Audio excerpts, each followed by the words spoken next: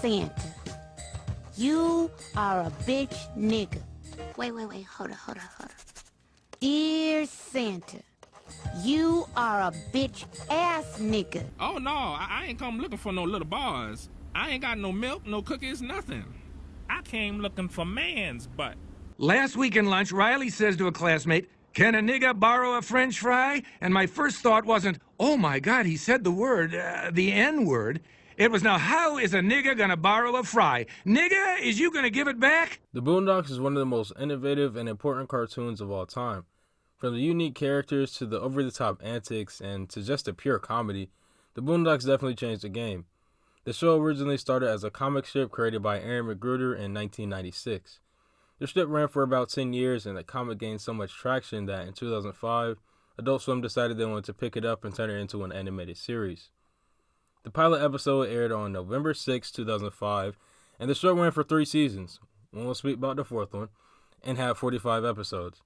I truly believe this cartoon is one of the best of all time, so let's talk about it. I am the stone that the builder refused. I am the visual, the inspiration that made ladies sing the blues. I'm the spark that makes your idea bright. The same spark that lights the dark so that you can know your left from your right. At its core, the Boondocks is about a black family that moves from Chicago into a white suburban neighborhood called Woodcrest. But the show is so much more than that. McGruder consistently provides perspective and tries to educate people not only about the problems that black people go through in the suburban area, but the issues and flaws within our own community. The show follows our 3 main characters, Huey, Riley, and Robert Freeman. And in the first episode, The Garden Party, we get to see some of those struggles as Grandad's trying to get Riley and Huey to dress all nice and to act accordingly in front of these rich people. But as we can see, there's no way that this group of people is going to fake it in front of anybody. Excuse me, everyone, I have a brief announcement to make. Jesus was black, Ronald Reagan was the devil, and the government is lying about 9/11. Thank you for your time and good night.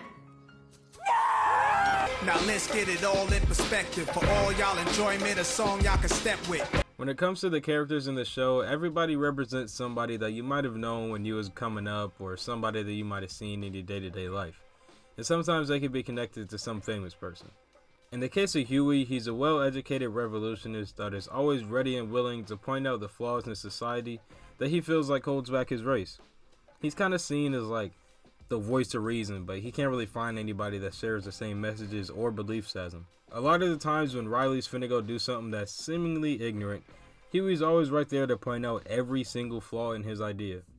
But I feel like Huey gets so wrapped up in his movement that he constantly fails to kind of just live a normal life. Like, bruh, like, you're 10 years old. You don't have to save the world all in one day. And from a literal sense, I feel like Huey just always sees things as like black and white. So he always feels like there's something to fight for. He said, I said it first. Man, I'm telling you, I seen the hatred in his eyes the first time I walked into class. All he saw when he looked at me was a black nigga.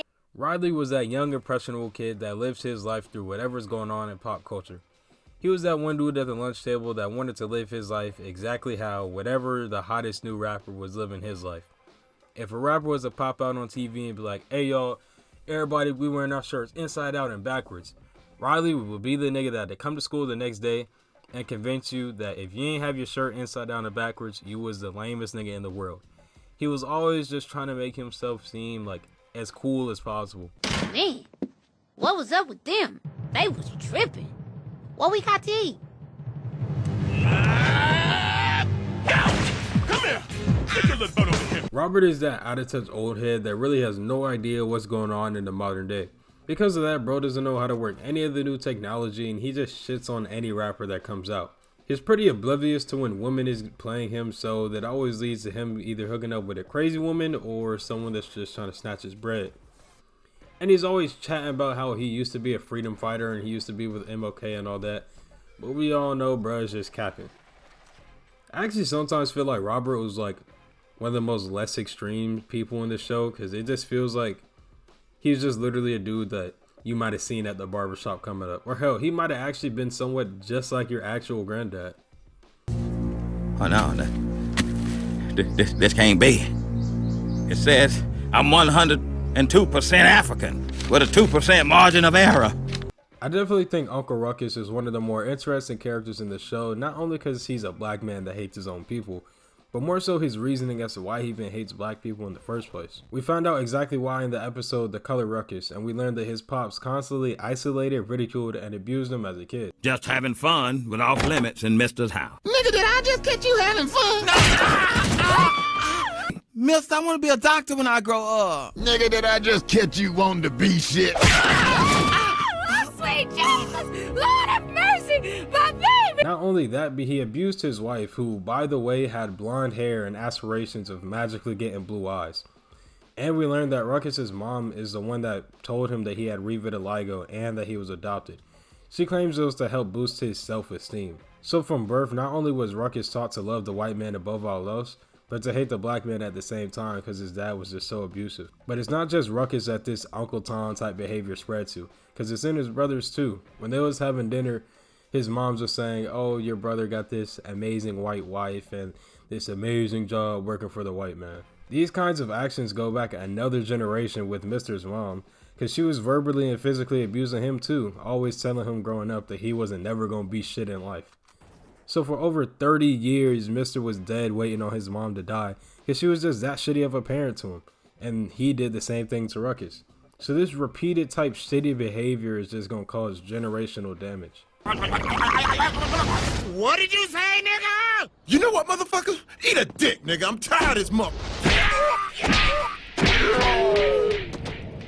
I would definitely say that Tom is kind of on the different side of the same box as Ruckus in terms of he doesn't really get respect from black people. I mean, obviously he doesn't actively hate black people the way Ruckus does, but he's a black man that became very successful, but it's kind of stuck in between two cultures. On the outside, obviously Tom is black, but at the same time, he's at a job that got him to where he wanted to be in life, but also kind of keeps him on the outside looking in of his own people. At his core, Tom is really just an innocent man who's oblivious to how the people around him truly view him. His wife obviously thinks he's a little bit of a dweeb and definitely 100% fetishizes black men at every chance she gets. She did it in the Usher episode, and she did the same shit in the Chris Brown episode. And then he has his daughter Jasmine, who obviously loves him and thinks the world of him. But then again, Jasmine is kind of just there, bro, she kind of just exists. Jasmine is Jasmine. But yeah, Tom has his moments in the show, but for the most part, he's kind of just like the punching bag, damn near, that people just kind of love to drag on and clown on him. But he doesn't really get that much respect from his community, but it's kind of just, I don't know, he's on the fence. Guess who's possessed? Still smell the blow on my clothes like Krispy Kreme. One of the things I really like about the show is how Magruder was able to creatively express the flaws that black people have within our community. And the R. Kelly episode is kind of a perfect example of this. We all know the various crimes that R. Kelly committed, with his most recent one being the shitty ass album he dropped called I Admit It. I admit I can't spell for shit. I admit that all I hear is hits.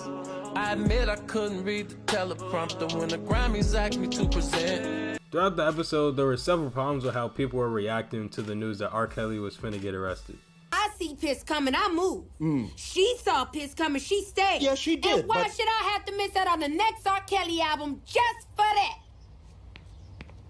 There's been so many times when someone's getting arrested for something that they 100% did, and as a community, we pretty much just accept it because they're extremely talented at something. I mean, shit, I'm guilty of the same thing because I'm the same one that's screaming Free Thug when he first got locked up. But just because R. Kelly might have an amazing voice or Thug can spit some crazy bars doesn't mean that we don't need to hold them accountable. The moment it hits the news that a celebrity was arrested for something, without even hearing both sides of it, people are like, yo, freedom till it's backwards, freedom. It's like, damn, bro, we won't even know what bro did, and we're just coming free them blindly.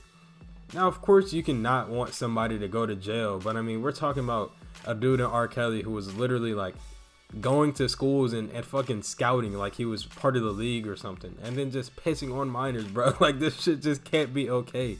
People can't be able to support that. Another thing the show talks about is how people can just take things way too far when a new food item or a new restaurant touches down. We all remember how niggas was getting down with that Popeye's chicken sandwich hit the streets. People were dead dying over a sandwich, bruh. This one old lady got dropped on her neck because she wanted to act out a character towards a worker because she didn't get her sandwich.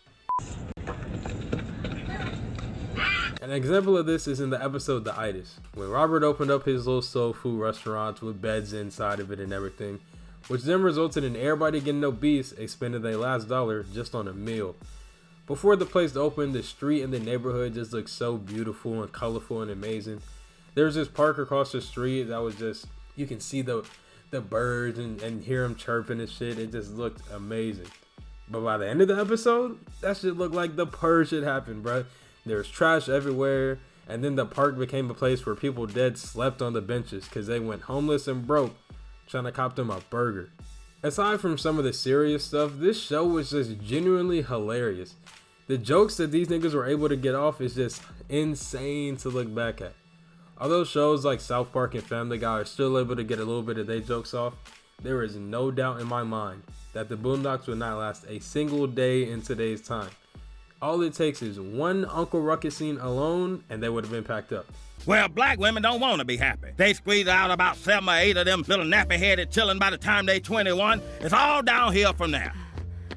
Hell, the way they make fun of celebrities in real life, it would have took one joke about the wrong motherfucker, and it's just raps, bro.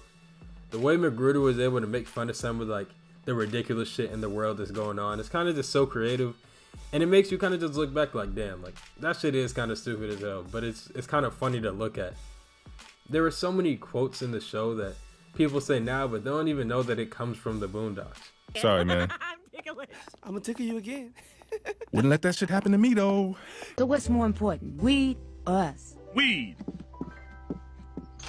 Man, he didn't even think about it. Game, recognized game, and you looking kinda unfamiliar right now. I can't. Where's Grandad? The show was so funny to me because it's just how relatable it was.